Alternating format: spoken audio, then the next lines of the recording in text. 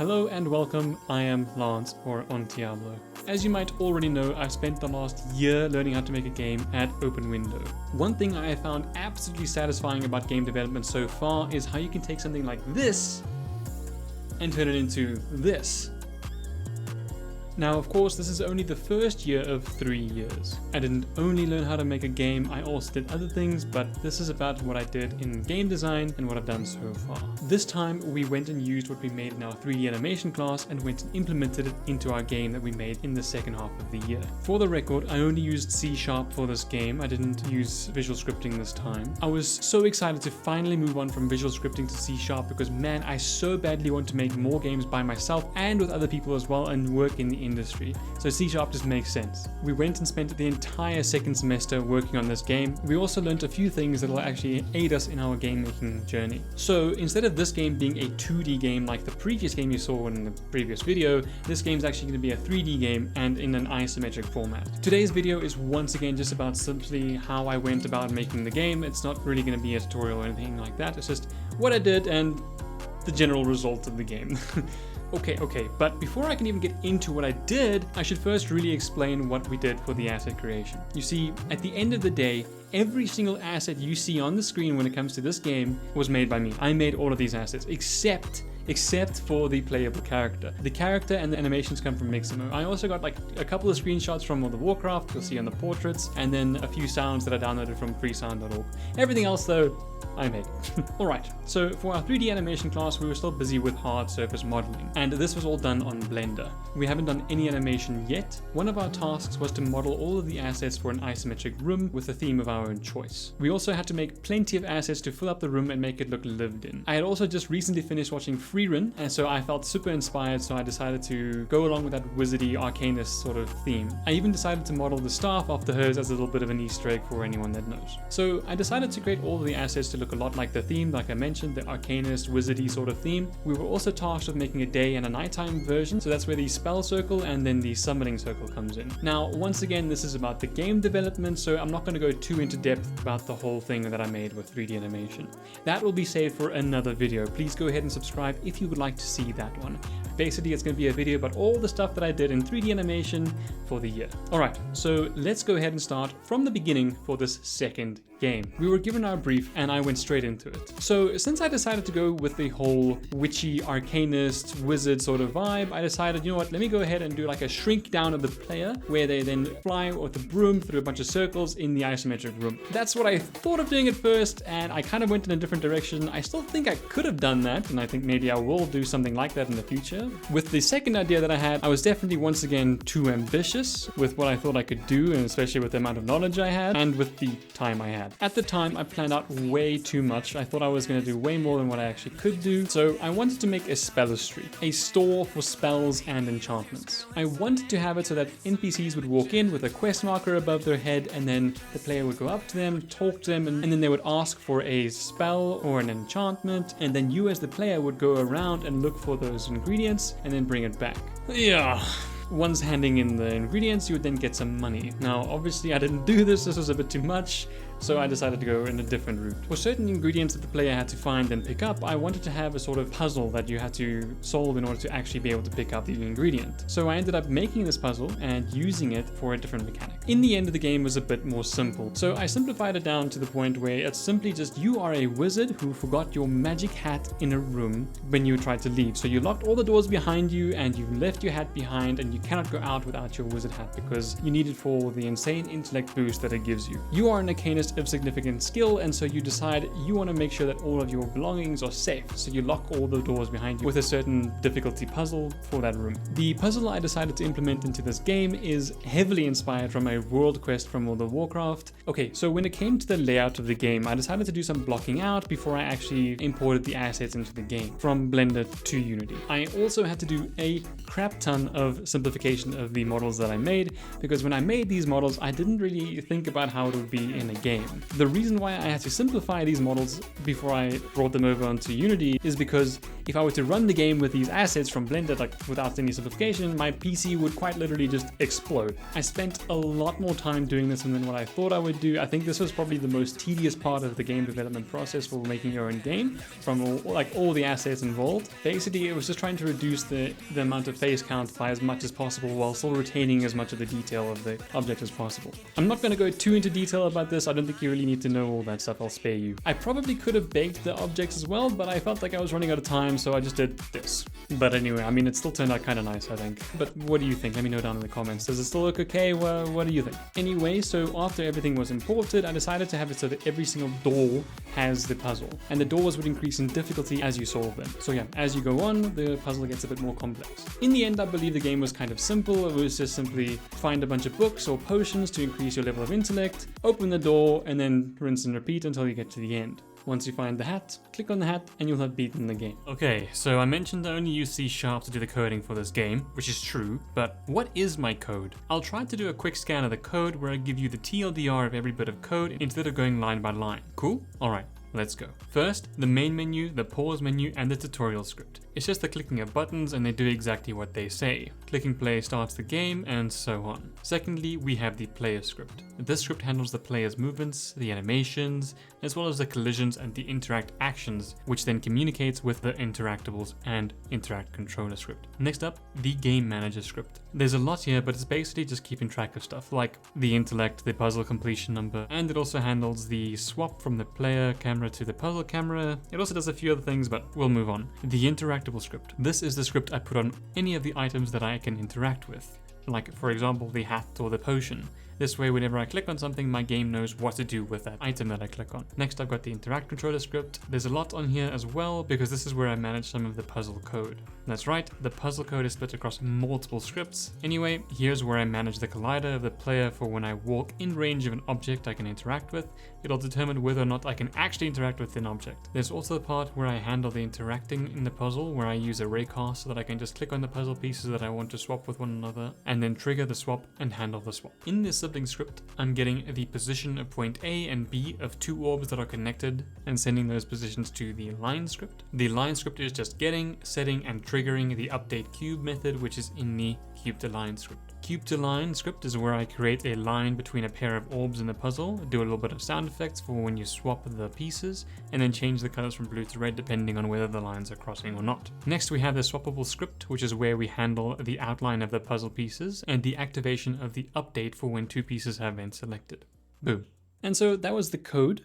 Once I had finished all the code, it was time to finally do the beautification process. It's honestly quite surprising to see what kind of a difference just simple lighting and other effects have on the game. I mean, it's difficult for someone to not feel so satisfied after this process is finished, because I mean, you just see all of your creations genuinely come to life, and it's like, man, I want to do more of this. I want to see what more I can bring to life in games. But yeah, that's about it. That's about all I did in this game, basically. Once again, I'm going to have an entire second section where I'm going to be going over things in extra detail. Now, once again, these videos were made for the lecturers, so they are absolutely not for entertainment purposes. So with that being said, the video kind of ends here. Please do subscribe if you'd like to see more. Otherwise, thank you so much for watching, and I hope you have an awesome day.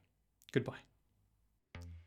Okay, so play. So what I want to do, this is going to be a broom laid on, so this isn't interactable now, but it will be. What I want to have is the player to go to the objects and click them and then use them, and then go to the door in order to do the puzzle. Puzzle 1. This will be a chest, like a treasure chest. This is where one of the quest items are going to be. I'm going to have quests pop up on the desk, like one quest at a time, to get the character to go and look for something. Here we have some more books for this. This is going to be like a enchanting circle. I'm going to have one of the quests be to come here, like to bring a certain item here in order to make a spell. For example, bringing like a scroll and burning incense to come here to create a spell that changes the weather. Then we have another puzzle over here. Just going to quickly complete it. This is going to be the enchanting table. I would like to have a table here where the player can bring a blade, a dagger, and a runestone, do a quick enchanting, add more books to increase your intellect. I'm gonna have an intellect thing on the UI. Then we have another puzzle. I don't know why this wasn't working in glass. It's really weird. And if you don't have enough intellect, It says your intellect level is too low, perhaps read something. I will fix this issue with the range. This is going to be like your scrying orb, so if someone comes and asks what's my future going to be like, you will then come here to click over here in order to read the person's future, and then you go back and tell the person. Okay, so more intellect, interact, and the final puzzle. It's a big boy puzzle. I don't remember how I did it.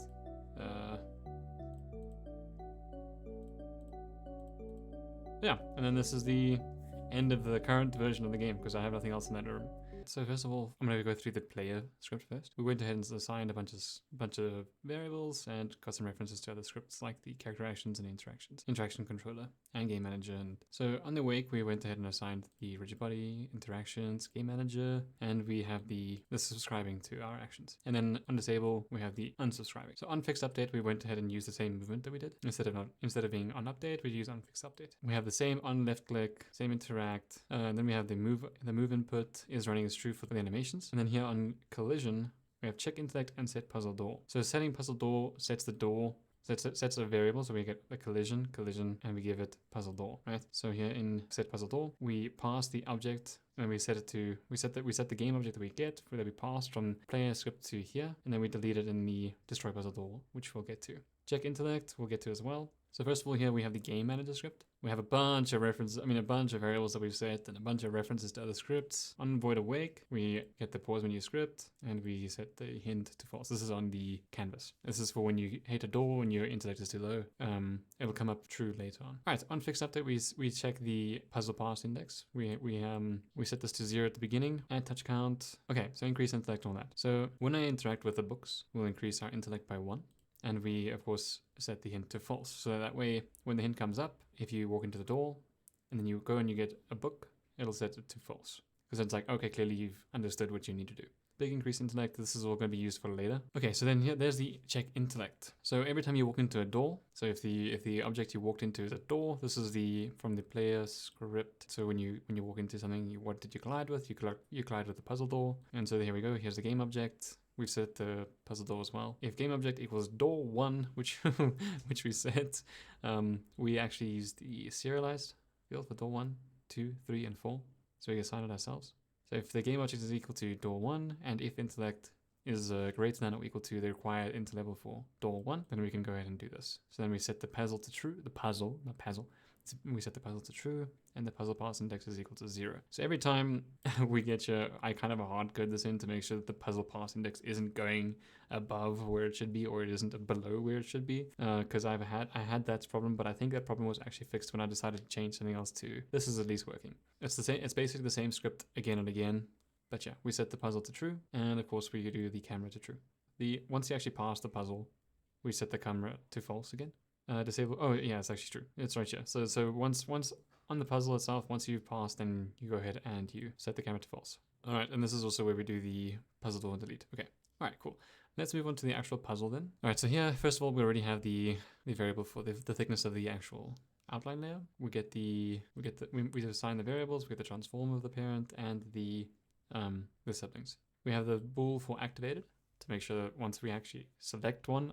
I haven't done this yet with the outline, but I want to have it so that once you select the cube, there's a thicker outline, a different color perhaps, so that you can clearly see which one you've already selected. And this is part of the activated bool. So once you have activated bool true, then we'll go ahead and set your outline thickness to something crazier. I'll get there. This is the same sort of unhover thing that we have in the interact script, which we'll get to. So it's the same script. So basically when you hover over it, so if on hover, you go ahead and you get the thickness. If the incoming bool is true, then you go ahead and you get the thickness. If it's false, then the thickness is 0. Once you interact with it, however, it becomes false. This will then update the position of the actual cube. So once you select a cube and you select another cube, and then it'll change the position of those two cubes. The position of the actual cubes gets changed here. Yes, here's the change position of the cubes. We passed the new position over into this function, and here we do the swappable parent dot position equals the new position. That way they swap. My bad. And then activated equals false. This way then you can actually activate that cube again. And then we did the update siblings, which calls the update line, which updates the line as well by passing these two positions, the position of sibling 1 and sibling 2, which then gets to the line to change position for like the starting position and the second and the ending position of the line. And then we do the update cube where we change the cube. The cube is the line, right? That the player can see. Oh, sorry, not the player can see. That we use in order to get the collider, because using the mesh collider on lines did not work. So we used a box collider on a cube. That way we could use the trigger and everything, and it all worked okay. So here we go ahead and we get the distance. We set the distance. Here we setting the position by finding the midpoint between the two. So we use a mask at the midpoint, and we divide by 2 to get the midpoint. Then we set the direction. So we minus the position of sibling 2 to 1 to get the position, direction, and then we go ahead and we get them to look at one. We get the cube to look from cube A to cube B. We get the cube to look at them. So this is the collider of the actual cube. Every time the collider touches another collider of another cube, they will say they are touching, and then we increase the touch count, which I will show in a moment. Every time they exit, we reduce the amount of touches, and then of course if we check every time if the puzzle's finished. Once we release once we do an on-trigger exit, we check if we finish the puzzle. I found this to be a bit better than using puzzle finished in the fixed update, because I had more problems than not when I had it in fixed update, because sometimes the puzzle would the amount of touches are at 0 the moment this gets called. That's right, yeah, this gets called and it's at 0 even though it should be at like 15 or whatever, or 16. I decided to move it into the cube to line because I just found it much better than using the actual fixed update. So every time every time there's an on-trigger exit, we check if it's passed. We check touch equals 0, if touch count is equal to 0, and is doing puzzle is true. We then go ahead and say destroy puzzle door. So the door that you walked into that had the intellect count and everything, that will get destroyed, and your puzzle pass index will increase by 1. So this is also what we use in order to make sure the player doesn't walk into the wrong door. Okay, and here's also where we go ahead and we set the puzzles to false every time. So this is every time we pass the puzzle, we set the puzzle to false, and we set the camera to false. So every time we press escape, so key code escape, we get the pause menu. So if pause is true, not true, then we pause the game. If it is true, we resume the game. So pause game, resume game, both are right. Okay, cool. So is pause equals true, then we go ahead and set pause menu to active. Sorry, set active true. Set the time scale to 0, so you can't do anything. And then when we resume game, we say it's false, and we set it active false. On the pause menu, we also have the main menu button. So then we go ahead and we go straight to the main menu. We load the scene main menu. We could have done current scene -1, but this is fine. Load scene, level scene. We could have also done load current scene. This is fine. And then the quit button. So in the interactable script, we also have the outline thickness again and stuff like that for when we hover over objects. On interact, we check if the book is tagged. If the tag is book, ring, or hat, to do these interactions. We increase your intellect. I'm gonna have a wizard hat. So as soon as you actually interact with the wizard hat, your intellect will be over 9,000. So in the interact controller, we of course get the variables and assign references to the scripts. We have a list for the unactivated, so we make sure we only have 1 to 2 activated cubes for the puzzle. We could increase that to 3, but no, I'll leave it at 2. I don't want that to be 3. 2 is fine. On awake, we do the assigning of the script variable. You can get the main camera. On trigger, we have the array. We use the array to get the distance. Well, sorry, we set the distance and max distance that you can be. The max distance that the array will go for the camera. We get the interact layer or the swap layer. I don't fully understand this. This is so complex to me, but anyway, this is where we do the array casting. Once we hit the collider, we check and see if it has the component interactable, so the script. And if it does, then we do the interact. And then we do basically the same thing for the cubes. Now, this one I think the reason why I didn't do it, I think I don't want to have a distance issue because these are actually quite far away. So maybe I'll do if not true, then do if not true, return. I'll figure it out because I can't have the distance thing over here. But yeah, then we go ahead and we swap the cubes, swap objects. Yeah, there it is. So then here's where we actually set the transform. So there's the transform for passing through, and then we have camera detect collider. Right, right. Yeah, so this is what I did for this. Yes, I remember now. So this bad boy, this is a trigger. I changed it from being just a little cube to like the actual room. So the collider is literally the whole room basically. So every time you walk into a room, if the player is in this room and walks into this room, it'll hit the collider and it'll activate the camera that's specifically for this room. And then once you walk into this room, there's a collider in the second room, as you can see, and then it'll go into this room. Oh, sorry, and then the camera will go to this camera over here, and so on. For every room, it has the same sort of thing. See, like there's one over here, one here, and one here. And the code, I assign the target camera manually, right there. And yeah, if we do the collide, if the tag is equal to player, so if the the collider collides with the player that has the tag player, then it goes ahead and sets it true, and then yeah, that's basically that. So I decided to just go to the follow camera. It just felt a bit better because I could be closer and it just felt more intimate with the actual environment. Then I I added an outline color onto the cubes of the puzzle. So let me just go to the puzzles. So obviously there's the hover one, but now I've included this this new outline for whenever it's activated, so that it can demonstrate to the player a bit easier which one they've already selected, and then boom, then it swaps, then it resets. All right. So the next thing I did was, yeah, like I said in the gameplay vlog. I don't know if you've watched that one already or not, so I'll just explain here. I found out what the issue was, and that issue was here in the first level. So here in the actual game, in the first puzzle, if the player were to select this one and then go here, or basically anywhere actually, not anywhere but almost anywhere, they would end up causing this to have like 0 touches for a millisecond. For a single frame, there would be no touches, and then that would cause a pass. And then this would go to 1, and it would take you out of the puzzle, but then this would go back to 2. So then for the next puzzle, you would have too many touches, because these touches would still be here, and it would be increased by the other levels touches. So then you would have too many touches for what you actually have to solve with. So you would just not be able to leave the next puzzle. It was a weird thing. So what I did was I just added I used an IE numerator. So then I did that because I needed to do a wait for seconds, 1F. So here on my cube to line, I would call on the start coroutine. So start coroutine and then puzzle finished, and then I would then start the timer. And once the timer is finished, it would then check if touch count is 0.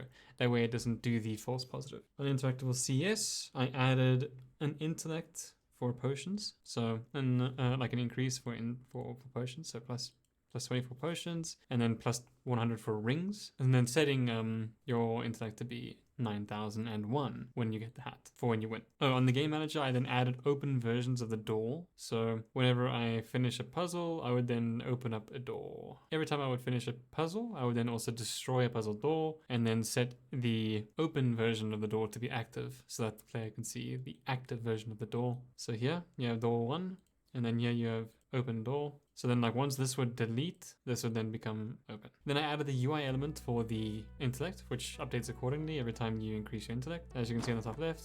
And the code is, so then here it is an increased intellect. Every time it increases my intellect, it sets the intellect to what it needs to be. So I kind of fixed the infinite range problem I had, where if I would select I would just stand anywhere, like I would stand over here and I can just click on that and click on that and click on that. And I can even click over the wall. So I kind of fixed that problem by using this. So that whenever I actually am in range of these things by going on trigger, I am then able to interact. However, it is not a complete solve, because once my character is here and this thing is still here, I can then click on these because my can interact is true. Doesn't exactly work the way I would want to have it work, and I didn't give myself enough time. It's not because I didn't have enough time, I just didn't give myself enough time to actually fix that. So that is unfortunate, but it is what it is. And then at the end of the day, I added additional sounds here in my audio. I think you could hear it in the gameplay vlog. But I added a book sound, I added a bottle sound, gold picking up sound, which is for the ring, for the magic ring, which looks quite nice. It looks better in Blender because obviously this is very much low topology in comparison. Most of the things that I've been doing was just doing all the moving of the assets. For example, this is one of the things that I did. So here's my room, the room that I made in 3D. What I did was I took assets like this, for example, and I would do a lot of decimating, what is it called again? like unsubdividing. So that's the main things I've been doing, bringing the face count down by a lot. For example, you have this candle that probably has, I don't even know how many faces, but it's ridiculous. That's a lot of faces. Then in my rip, where I have it is now like that. So at least a lot less faces. Obviously not the best, but so that's the main thing that I was doing on Blender, was bringing down the polygon count by as much as possible, as a minimum amount of faces as possible, and then baking the textures onto their individual images. So these were all generated, like I generated all of these myself, all of the textures, all the materials, and then I spent a lot of time doing the baking. So going here to diffuse, baking onto an image texture, and then saving that image, and then at the end putting them all in, and then doing the file export, FBX, and then I have my preset that I made here, where I would do mesh, I'd apply all this, apply modifiers, triangulate faces, negative Z forward. So that is what I would do for everything. Then I went ahead and I imported all of the stuff over to my project. So as you can see here, I have my assets, all the ones that I brought in that I used specifically for the game. Unfortunately, the book's kind of messed up. I'm gonna do that again. Ran out of time, so I'll be doing that before the next deliverable. This is the last thing I did. This is what I did today before I'm doing this video. So I just simply went ahead and I changed the scene changed the scene out from what it was to the baked assets. So now I have the walls chilling in here. It makes the main menu scene look a little bit better. I included a bunch of assets just to kind of give the theme. So for the level, as you can see, I used all the baked assets again. I changed everything out for baked assets, including this thing over here, except for, okay, so the only things that I have left to do is the vials, the potion vials. They are still not the baked versions, and the books. Everything else is the baked version. This is all done. There's glass with the stuff inside. The floor, the wooden floors. They don't look the best. The dagger there. It's just chilling. It's one asset. This is one asset, yeah? Candles. So here, with this one, you'll see... I can't show it. So I have particle systems for the candles. So as you can see right here, I have like a little light going on. It flickers around a little bit, giving it a little bit of a candle vibe. On top of that, I added lights. So I have, for every one of these with the 5 candles, I have 5 lights, just to kind of give that a little bit of effect that they are actually giving off light. So as you can see on 1, 2, 3, 4, 5, all of them. I'm not going to count them all, but yeah, on all of them. So yeah, I use the particle system, I use the lighting, and there you go. They're all here. I also made use of the global volume. So I added some bloom, as you can see, with the lighting. I used a vignette. I thought I enjoyed how it looked like when you have a little bit on the sides, just a little bit. I agreed with what Paolo said about it being a little bit more easy to make the player focus on what's in the middle of the screen. So I added a little bit of filmic grain. It doesn't do a lot, just a little bit. I added a little bit of these just to give it a little bit more color, because without that, it definitely adds to the lights. So I thought it made sense. Shadows as well. I just wanted to take away. I used a little bit of gain again because it was too dark. And then for the lighting, I added a few of these spotlights going towards the windows. Give them a bit of a blue color to give off like a moonlight vibe. And that is mostly it. One of the things I did as well with the walls was I took these walls, for example, like they're just normal walls, but I put them like this so that it kind of gives off the vibe that there is still a wall there, but it's cut off so you can still see inside properly. That way it doesn't obstruct the player's view when playing the game. One thing I did struggle with quite a bit though was with transparent materials. I will likely be booking a contact session. For example, with this hourglass, I'm not too sure why it does this, but the glass is like this, and then it makes whatever's inside the glass end up being a bit more transparent for some strange reason. I'm not too sure why that is. Same with this, with the wood. Like the wood suddenly becomes transparent, and I'm not too sure why that's the case. Another thing, oh yeah, with the windows, I just sort of took the glass out because I couldn't make it transparent, like properly transparent. So I just removed the glass from the actual asset. And you can see here with the wall, it's just a big hole. So in regards to the feedback where the character felt slow and floaty, I think it must be because they somehow got the character looking like this or feeling like this, which is really weird because I don't know how that ended up happening. So all I do is I do that, and then all of a sudden it's fixed again, and I do this and it's still fixed, and I'm not too sure why. But yeah, so that seems to be what caused the issue for some people. Not everyone experienced this, it seems. Like when I was watching the feedback from Christian, he did not have this, so that was very interesting. I will see if I can fix that. Okay, so I fixed that by having an I enumerator here on the awake of the player. I would start the coroutine by the freeze Y coroutine. First there was an issue by only freezing the Y. For some reason when I use this code it unfreezes the rotation, so I had to then include freeze rotation. So I wait for 1 second so that it doesn't freeze and I have the character stuck in the same sort of thing that it was earlier.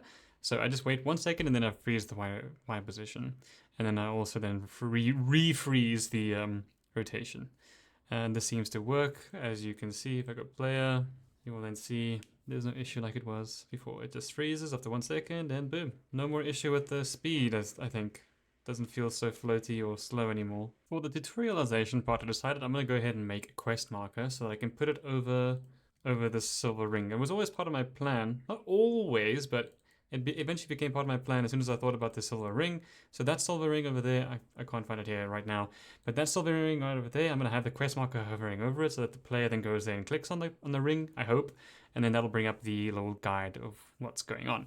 And then that will sort of like serve as the tutorialization. So I'll come back once I am done with that. I went ahead and I added a little bit of an animation. That way the player can be like, oh my goodness, I should click on that. I got a bit distracted by the UI part. I'm still busy with the tutorial area, but I just kind of got distracted and I went ahead and got ChatGPT, well not ChatGPT, what am I saying? I got Leonardo.ai to make me some symbols. So yeah, I got an Arcane Intellect symbol, got Thor symbol, and got a hat symbol.